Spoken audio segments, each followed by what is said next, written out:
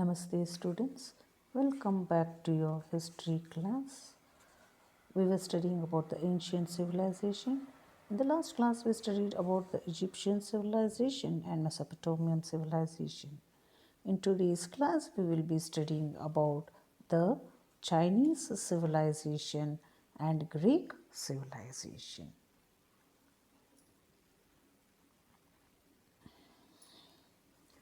Ancient China is responsible. This is China, children. Ancient China is responsible for rich culture still evident in modern China. From small farming communities rose to the dynasties such as the Zhou, Qin, and the Ming dynasties. Each had its own contribution to the region. During the Zhou dynasty, for example, writing was standardized, ironworking refined, and famous thinkers like Confucius and the Sun Tzu lived and shared their philosophies. During the Qin dynasty, Qin Shi Huang commissioned the Terracotta Army, and the Ming dynasty refurbished the Great Wall to protect the nation from the Mongol attacks. Now let us learn about the history and the rich culture of China and its curtated resources, what we are having, children.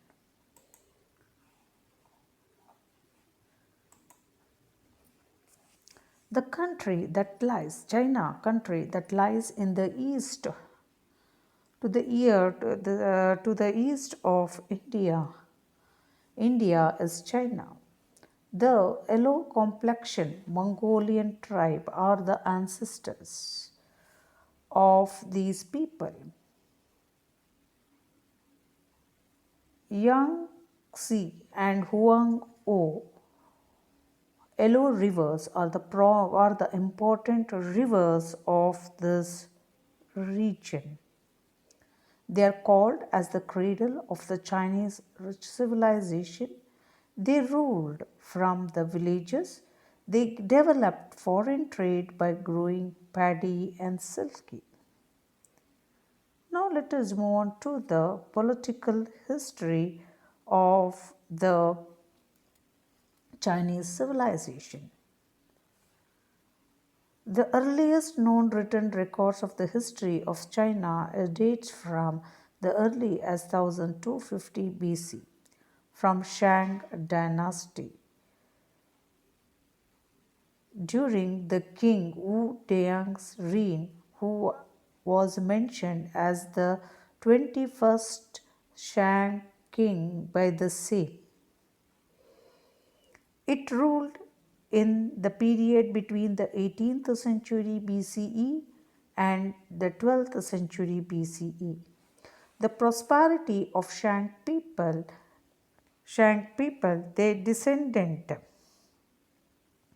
the people dependent on agriculture. The Chinese had mastered the craft of producing bronze and porcelain dishes.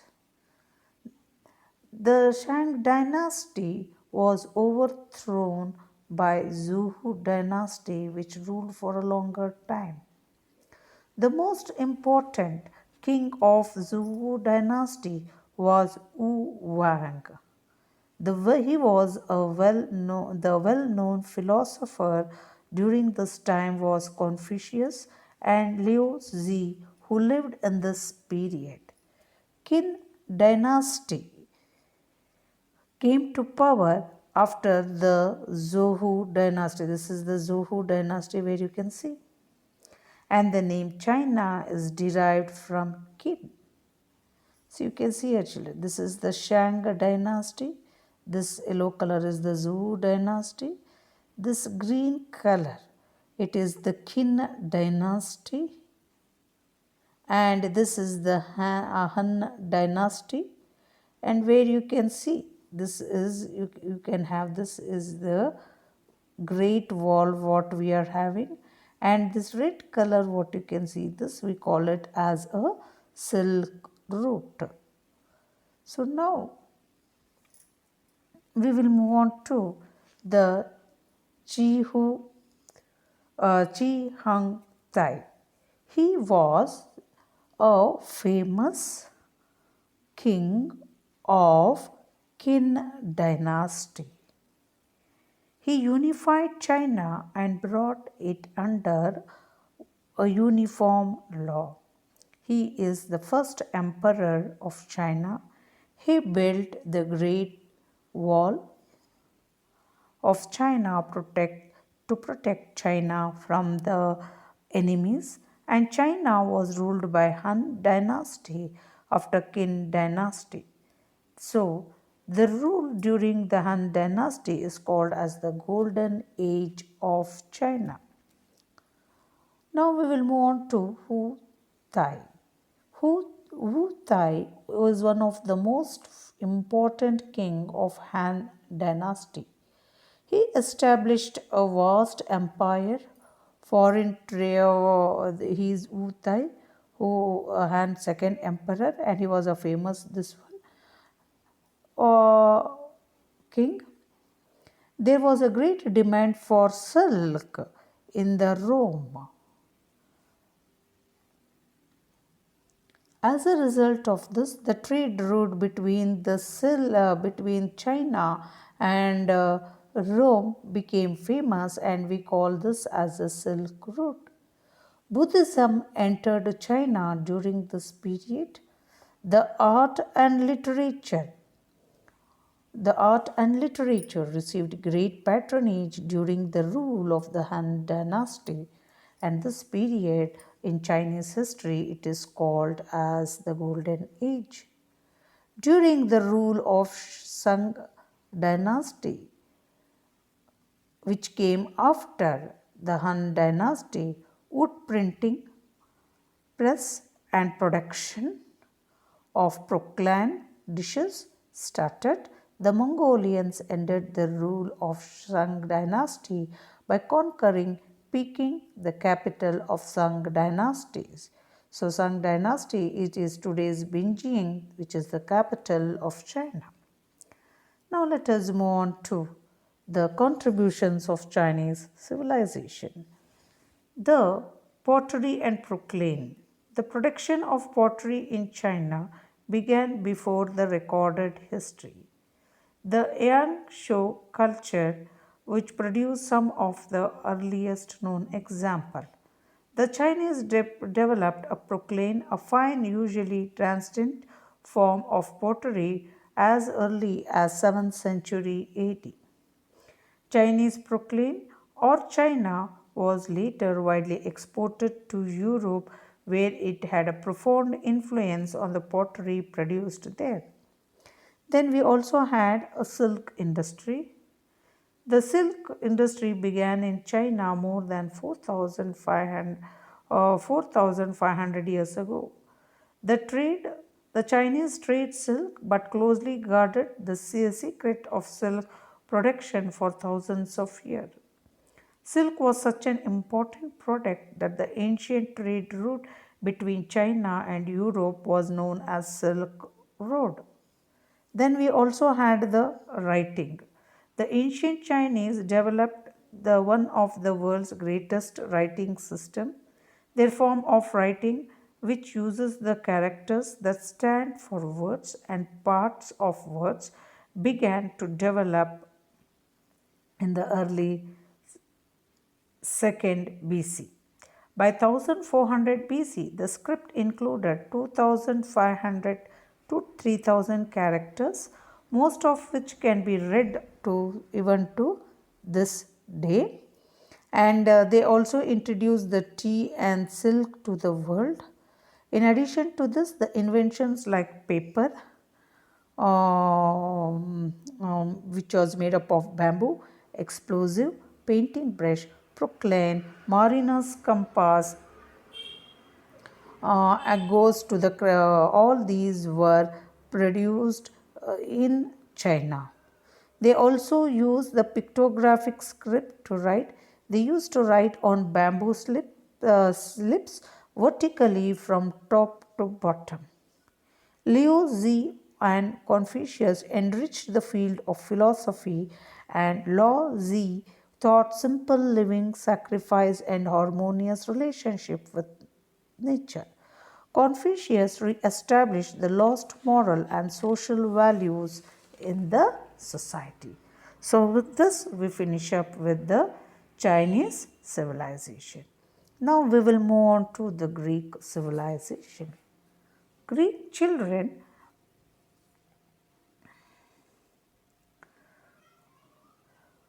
Greeks is a peninsula in the Mediterranean Sea. Small mountains and valleys have separated Greeks from one another. Greeks belong to the Indo-European race. The Eleans and the Ionians and the Dorians are the different tribes of the ancient Greeks. Let us move on to the rise of the city-states. 3000 years ago, every village of a Greek had a king and had a council of elders to advise him. As the trade between them increased, the villages slowly began to become the towns and later large cities. These cities became the city states. Each city state children had its own empire, had its own army, administration, and guardian of deities. These cities became city states, and though independent states, they were culturally united. Athens and Athens and Sparta are the most influential city states. Now let us move on to the political history of Athens. So you can see here the Greek city states. Because Greece was rugged, traveled, and communicated between city states was difficult. As a result, each polis developed independently of its neighbor. Each polis developed its own form of government, laws, and customs. Now let us move on to the political history of Athens. Athens was an idle city state and had democracy. Clisthenes overthrew the kingship of Athens in 2500 years ago and laid down the base of democracy. Later, the Pericles period started in Athens. His period is called as the golden period of Athens as science, art, literature, and philosophy reached the zenith. Pericles called the Athens as the school of Hellas. Now we are having the Sparta. Sparta was the city of Dorians and it was a military state. When Persian king Darius waged war on Greece, Sparta and Athens rallied together and defeated the Persian in the Marathon War. Later, a conflict arose between Sparta and Athens. Finally, Athens lost and became a part of Sparta. Now, let us move on to the contributions of Greeks. The contributions of Greeks to the ancient world was enormous. There is a temple of Zeus and Olympia. All the city states participated in the Olympic Games, which was organized in Olympia. Now, most of the countries participate in the modern Olympic Games. The contribution to the field of philosophy by the Greeks is of immense value. Socrates was the renowned Greek philosopher during this time. His student and follower was Plato. His disciple was Aristotle. Aristotle and his student was the king of Macedonia, Alexander the Great. This is one of the memorable master disciple traditions in the world. Plato established an educational institution called as academy. Demosthenes was an expert orator. The Homer, a blind scientist, we can see the Greek philosopher here, scientist who was good. Pythagoras was formulated during this time.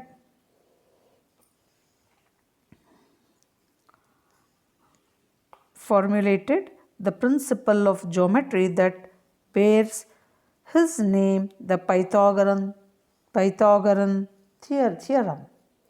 And we are also having the philosophy, where Socrates was famous because of philosophy. That is the reason and not emotion such profile. Plato, for him, was supposed to be for all and not to the strong rich one. And we are also had the Aristotle. So the Homer, a blind poet, wrote two epics, the Iliad and the Odyssey. The father of history, Herodotus and Thucydides, were great historians. We are also having the Aeschylus, Sophocles, and Euphrates, who were a very great dramatist, and they had immensely contributed to the world literature. The temple of Athena and Parthenon, which was built by Pericles, is the best example of Greek architecture. The Greek sculptures expressed the natural human body and its structure. Myron was the best sculptor, and Polygonotus was a famous painter. Euclid and Pythagoras were renowned mathematicians. The father of medicine was Hippocrates, was also from Greece. The religion, when we move, the tradition on Greek was they worship different gods, which was headed by Jesus. Cultural contributions, the art and architecture, they were standard, and there was a realistic artic in them. We can see the art and architecture, the Olympics they started, Athena and Spartan hoplites, the agora, how the assembly was held.